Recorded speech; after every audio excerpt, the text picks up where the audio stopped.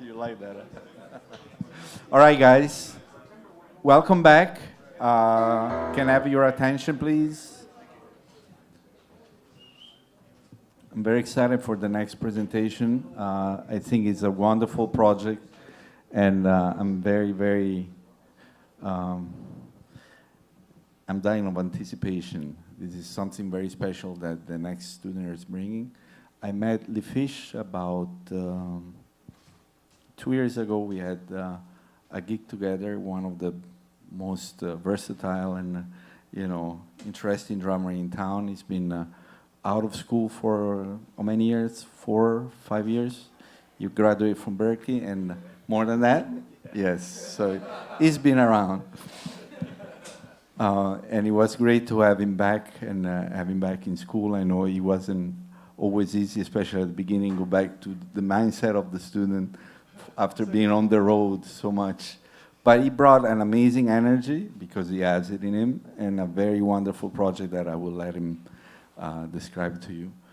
In his panel, he has Alan Chase, who has been his advisor the whole year, and Terry Lynn and Jerry. Please clap for Fish. Thank you. Thanks, Marco. And thank you all for being here. Really appreciate it. Special thanks to Danilo Perez and Marco Pinataro and the whole Berkeley Global Jazz Institute family for giving me an opportunity to bring this project to life. I remember when I first saw the application and it said, give us an idea of what you might want to do, I knew exactly what I wanted to do.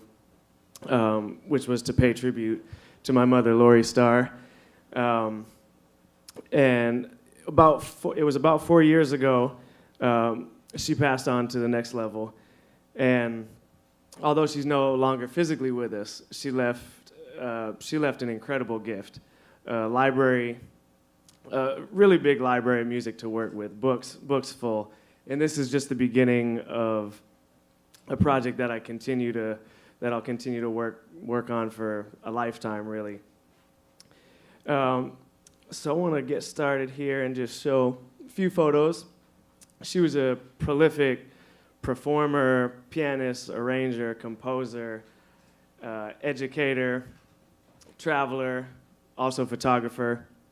And she actually taught me from a really young age about music, about life, about everything, really. And she homeschooled me on the road. I grew up traveling with my parents and being around music all the time. And I want to show just a little bit of that, a little bit of my inspiration growing up. And here is life on the road.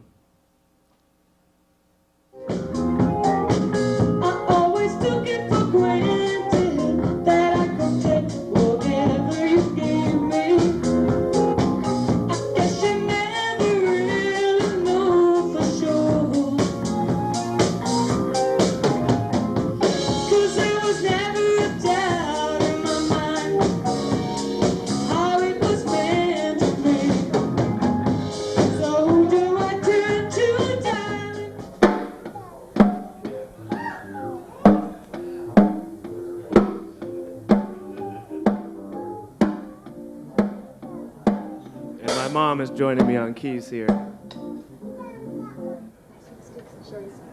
you play this one?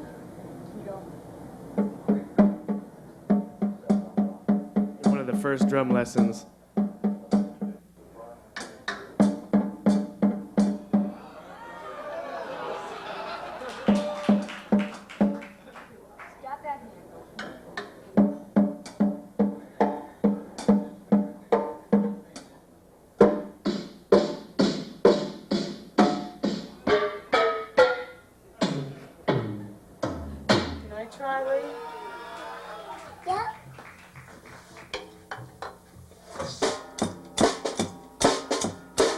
A couple years later.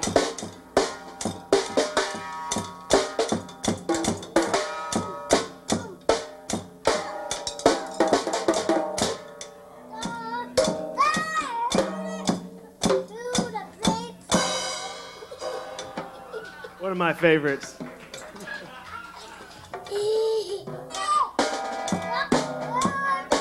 She had patience too. Lots. We're walking in the air. We're floating in the warm sky. Of our favorite Christmas songs. Children gaze, open mouth, taken by surprise. Nobody down below believes their eyes. We're surfing in the air. So more of that to come. I'm still working on getting some more video footage together. Thank you. So now I'd like to get started with some of her compositions. This one, just to get a taste of where she started. She wrote this piece when she was 13, and I remember hearing this a lot growing up. She would just play her compositions sometimes, and this is one I remember hearing and feeling inspired by.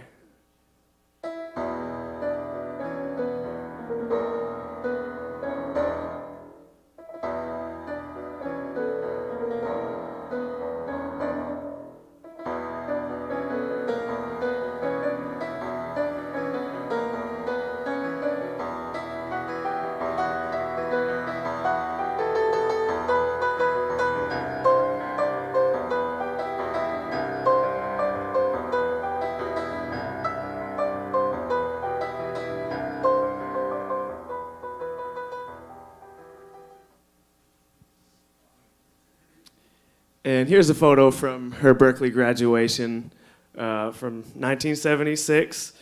And she studied music ed, and that's what allowed her to teach me growing up. She homeschooled me up until high school, so that was really it was really special, really great experience. Moving on, I want to get to a composition of hers that she wrote in 2005. And this one was a piece that she composed. She started composing when she was in Egypt and doing a cruise on the Nile River. She called this one Nile Smile. And as you can see up on the chart, Egypt Air, she wrote it out on the plane home. So she was always composing, whether it was in the hotel room, on the plane, at home. Basically, wherever she could, she'd jot down ideas or sing ideas into a tape deck. Here's a little taste of her playing a solo piano version of it that I found.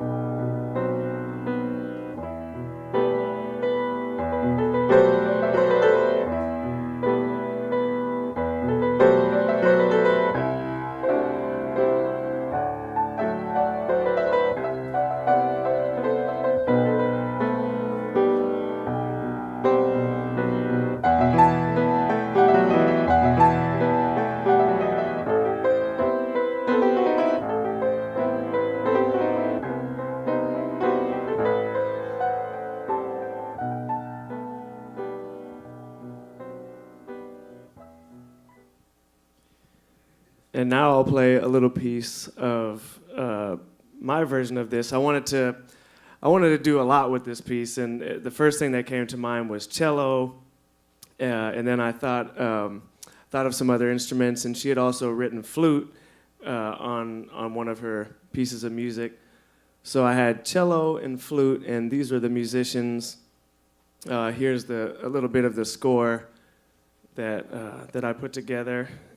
And I'll play a little bit of my version here.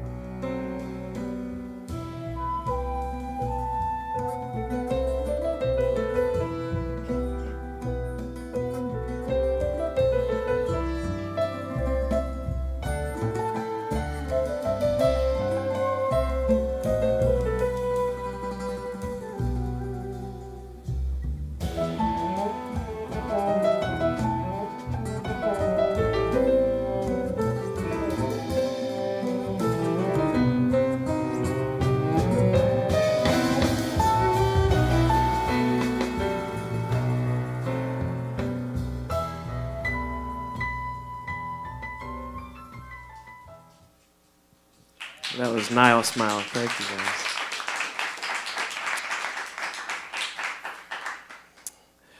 The next piece is another one that she wrote in 2005. She wrote this one when I was in France. And it's a piece that she was definitely inspired by McCoy Tyner a lot, one of her favorite pianists. She loved so many different styles, and he was one of her favorites out of all the jazz pianists. She loved all of his music, and I could definitely hear that in her music. And you can hear that a little bit. I'll play you a little bit of her playing this one.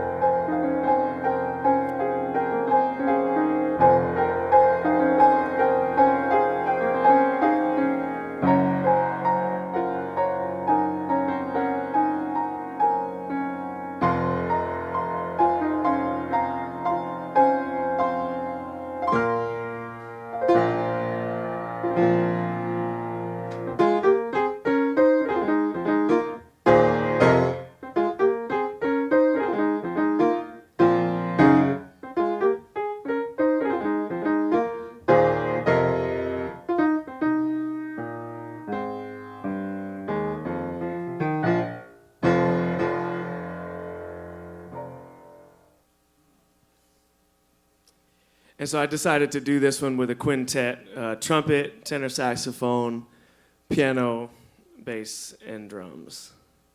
And here's my version of Lee's in France.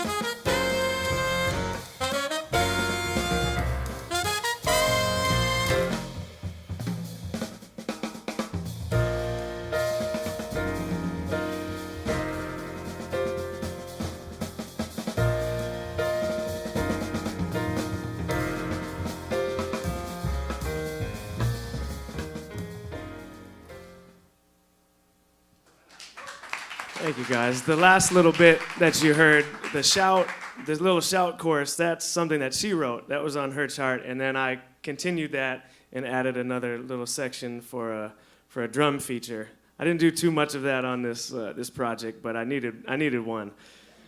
So, brings me to the next piece, another one that she wrote in Egypt, and I wanted to somehow collaborate and use a piece of something of her playing, and bring that into the project. And I thought I'd take this piece that she wrote, Axel Prelude. It's another one that I heard growing up a lot that she wrote in the 70s.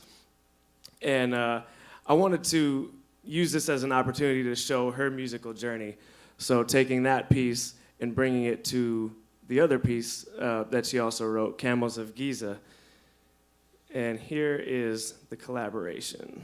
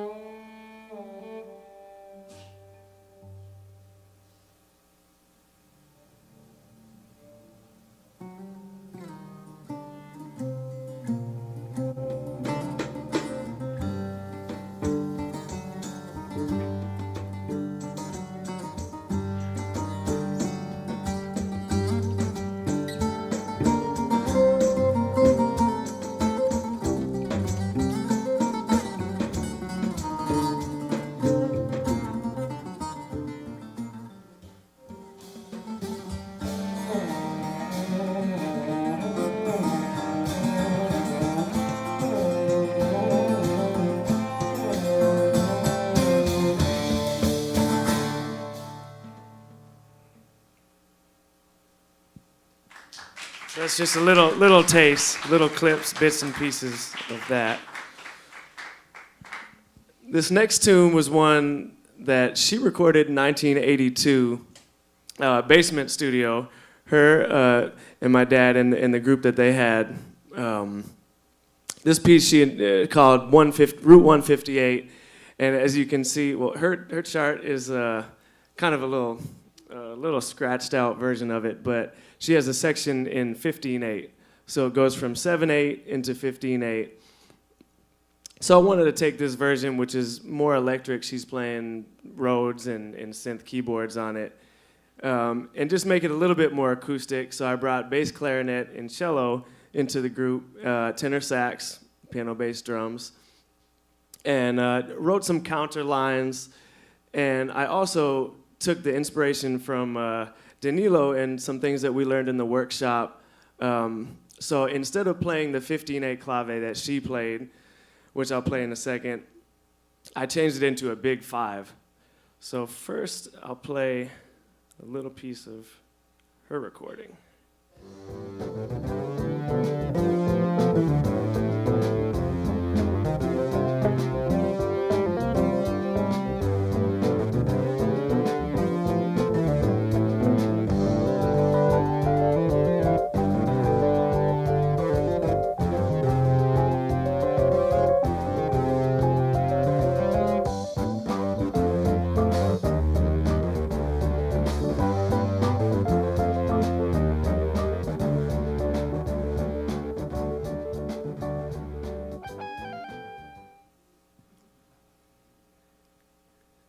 And here is the recent version.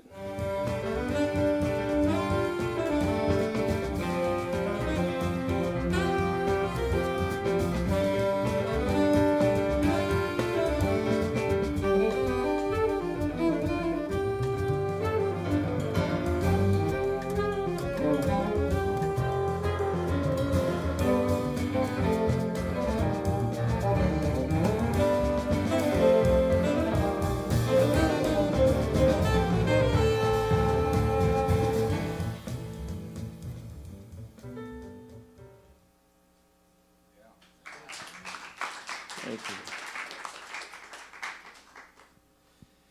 Brings me to the last piece of hers that I recorded, and this one was really special. She recorded this with one of her first bands. This one was recorded in '72, and it's entitled "Luckiest in the World." She plays piano and sings on this one, so I figured I wanted to do something and incorporate vocals into it because I've been singing a lot lately, and I thought this was the perfect tune to do. Here's a little bit. You can see her chart, and then I didn't do too much. I took a couple measures and extended it just to give it a little breathing room. But basically, I just wanted to do this song and make it a little bit more acoustic. So I brought acoustic guitar into it, and then I sang. I played drums and cajon and percussion. And I'll play you a little bit of hers. I've been lucky finding you. I'm so lucky finding you. You're the one makes my life shine so bright, and the one who always makes me feel so right. I'm so happy since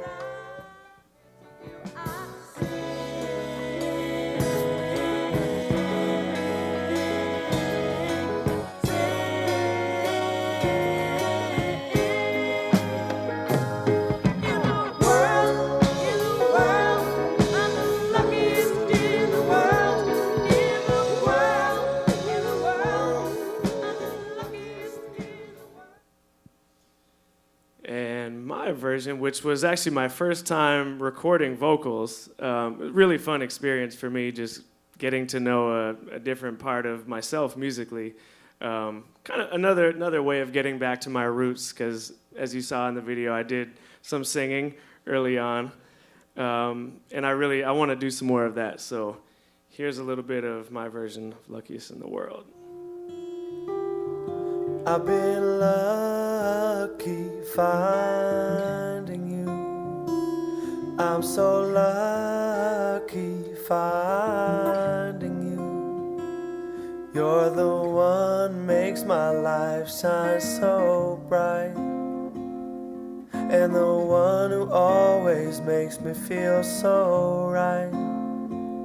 I'm so happy since I found you.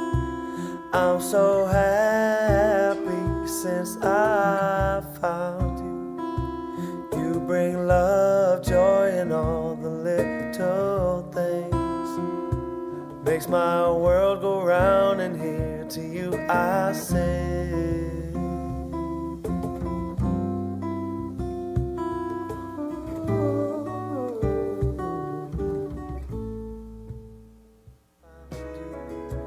I'm so happy since I found you. You bring love, joy, and all those little things. Makes my world go round, and here to you I sing.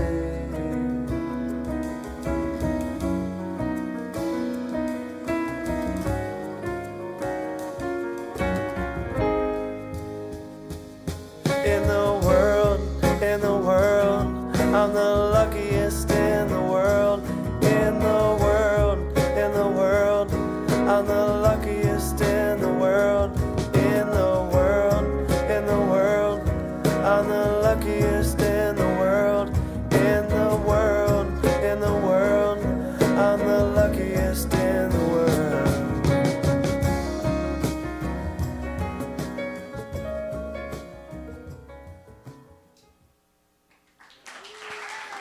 Thank you.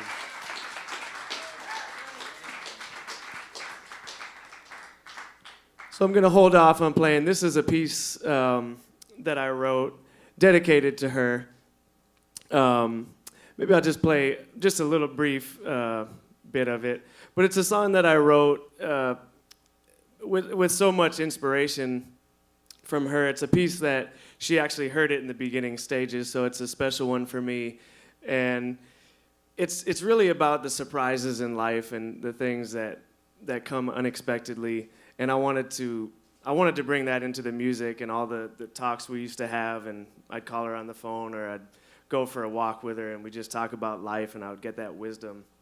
And it's one of the things that she taught me, is to just not take anything for granted, all the experiences, all the people around us. So I wrote a piece, and I'll just play a little bit of this one for you guys.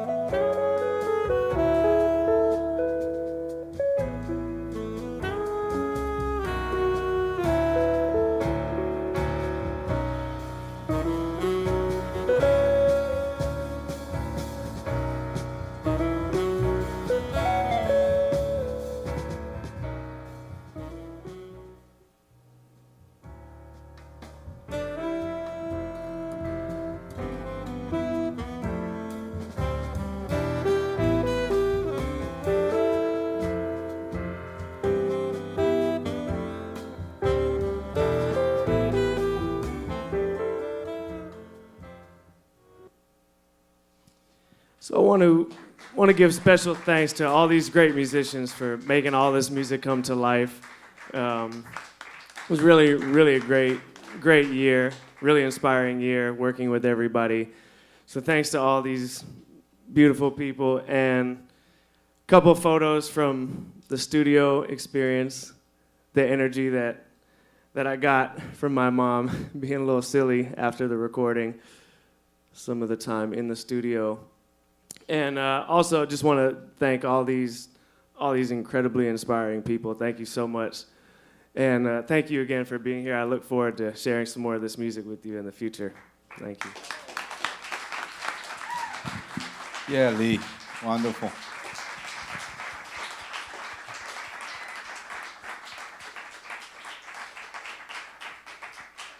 Okay, let's see if the panel would like to ask Lee any questions.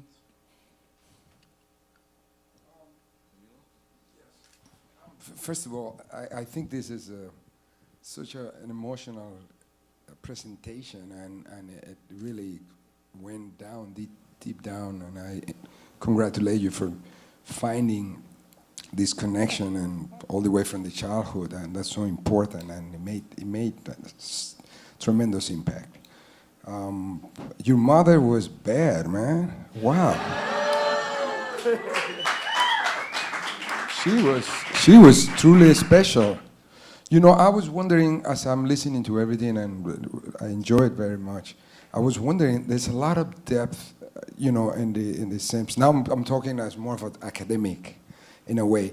I would personally like to also see a side of an analytical. There's a lot of things she did that I don't know if the other faculty resonate with me, but they were very interesting, especially at the time she wrote it, and especially in the era that we are. For example, the use of different type of harmonies versus melodic material. At some point, she was using, you know, notes that they would seem like wrong, but if you look at it, there was a component of modality. You know, the harmonic minor. She used a lot of her progressions that were familiar, and it created a sound that very, very unique, and now we can understand it, you know. Even people like Bartok and some of the great classicals were doing things like that. I wonder, would you go into that in the future, like go deeper into grabbing some of the fundamental harmonic movements she has on hip, tinted into McCoy and all of that? I'd really like to. Okay. Yeah. All right. And it was fresh. I mean, hearing her version and then, like, you know, having a chance to do something else with it too, and make it fresh again too. Or some of the pieces, because she wasn't able to record them and do a record of her own. Future project for me is to do an album dedication record for her.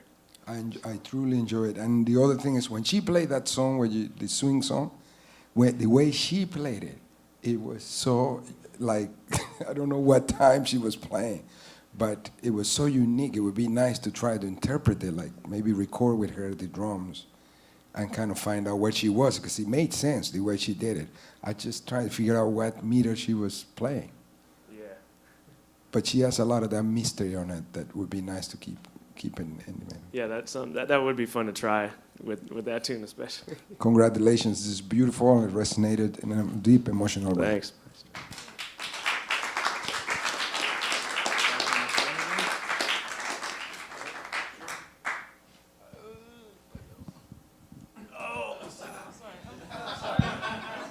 Lee, so beautiful. Thanks. So obviously your mom was your first vocal teacher. Is that safe to say? You had like training and lessons with her as a singer, or no? No, I just grew up Yeah? being around it all the time. Her and my dad both sang Wow. in the band, And you took vocal lessons this past semester, I think, is dividing I your did do lesson? some. I did do some vocal lessons. Yeah. Well, you know what? We all need to sing more. So, folks, I got to tell you, as a It feels good. upcoming singer myself, mostly pentatonic African tunes, but I can really relate to the power of getting to that connection, the original instrument, which is the voice. And do you drum while you sing a little bit too? Is that something that you've? I do. I have been doing some of that, and also got some encouragement from you in the lessons when we did that one piece too. Of course, And Alvin said, "You should Matoto, sing." yes, yeah. Well, I had a blast, and I wrote a couple of comments based on the tracks you sent and the depth of it all. And to be honest, I can really relate to this project because my dad passed away around the same time as your mom, and turns out I did a dedication CD to him, and it was a challenge trying to find the right balance between sentiment and, you know, deciding on the choices between the music and trying to keep it accessible, but also sentimental, and at the same time, you know, fulfilling a creative project that I think it was true to him. So I absolutely am thrilled to hear, you know, the inspiration is powerful. It's hard not to to find the direction to go with. And obviously, she has quite a library of music. Is that safe to say? Yeah, lots of music. I can. Right. So, did you decide Multiple on the albums. choices based on like the clarity of the charts or the recording or Some of them the I wanted- stylistic diversity, which is quite a bit? Every tune is like a different chapter in a biography of her life. So that must have been, quite a process for you. Yeah, I mean, there were some. I found one that was a full score, an orchestral score from Berkeley days, and Yeah. everything in between, like from a jingle to pop song to, the swing tune that you heard, and Right. And do you have other vocal pieces in mind? Or? there are a couple others that I'd Yeah. like to do.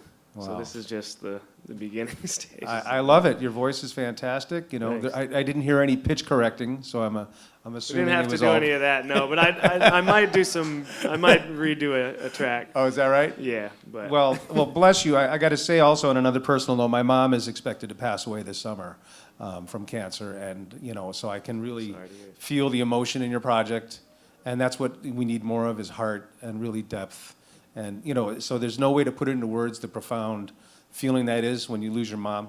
I don't even know what it's going to feel like, but her spirit is so amazing. She knows it's coming, and I don't know the details of your mom per se what happened, but we're all on that path.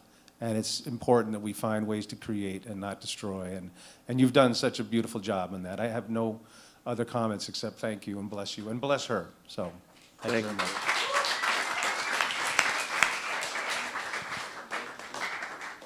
Yes, congrats, Lee. thanks.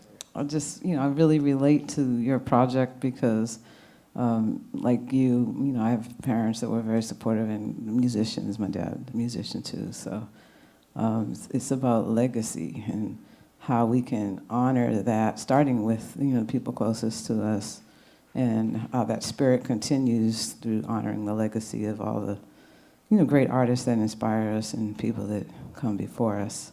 So congrats on really nailing that, so many little things came to mind, great drummers that sing. Like Jerry said, everybody needs to sing. And for some reason, I don't know, drummers have a great connection, I think, to singing. Phil Collins, Don Henley, Narda McWallen, Terry Bozzio. There's a lot of people that have a very unique voice as drummers that sing. So I encourage you to do more of that. And when we were watching you play, Danilo and I, when you were a kid, were commenting on your childlike energy. And, I must say, I feel that you have kept that. And a lot of people, we get so serious, about what we're trying to do and accomplish that we forget that. And it's beautiful to watch you as a kid. And because there's a lot of clips of me when I was a kid, but I didn't have that childlike spirit. I was serious, and I don't remember seeing any clips of me smiling, So it was so nice to see that. Yeah, but I mean when I was really young, yeah. So that was great, and you've kept that because you still smile when you play, and that's incredible, and it's inspiring, He was wild there when he was a kid. Huh? He was wild. He played more wild rhythm. Or more wild. You were more wild, okay. So I'll watch that a little bit more and bring it back. And the other thing I found interesting is some of the qualities in your mother's work that are related to the things that we're doing at Global. Like with nature and the quote that she had about the sounds of the birds and the mentoring aspect of what she was doing and the strong melodies. I mean, her melodies were so strong. So I think we can immediately sink our teeth into her music because of that. The cultural awareness, I mean, all of that. So you were ahead of the curve, so to say. So congratulations and thank you.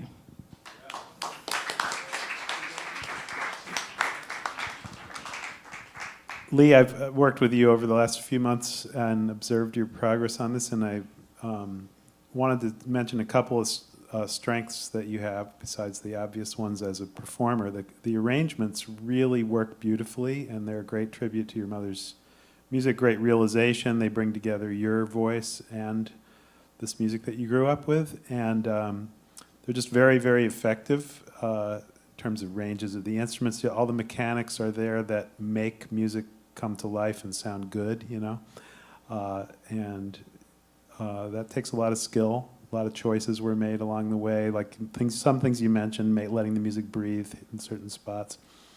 And I don't want to underplay your original composition that you played at the end. I mean, you write beautifully on the evidence of that tune. It's really effective as counterpoint. It's very heartfelt, beautiful the way it works on the instruments, the textures. It develops really well. I've heard, you know, the whole piece. These pieces all are really good in terms of overall form and timing and so on.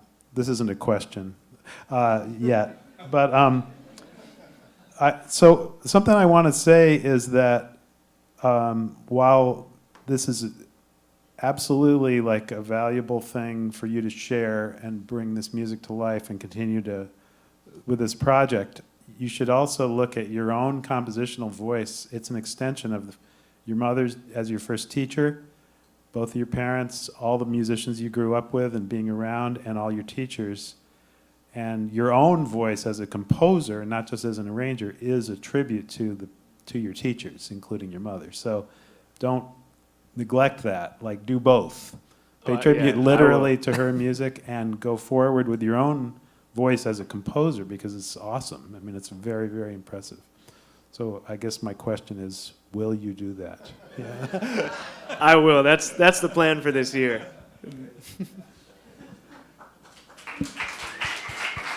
Thanks, Simon. In closing remarks, thank you for bringing so much emotions to this project. And I was wondering, it's a curiosity.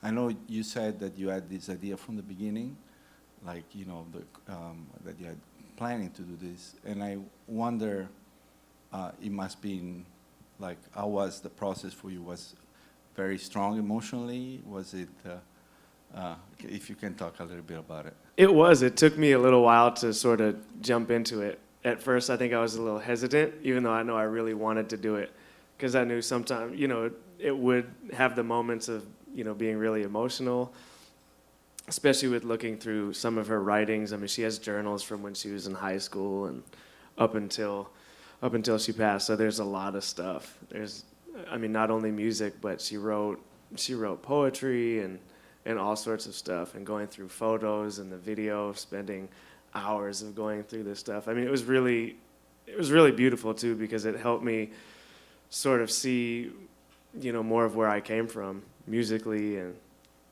as a person, and realizing like what, you know, really matters, like the things that are really important.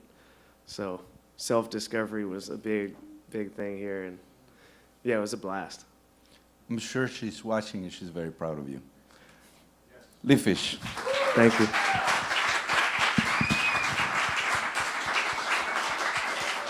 Please stick around for our next presentation with Nate Whitney. Thank you.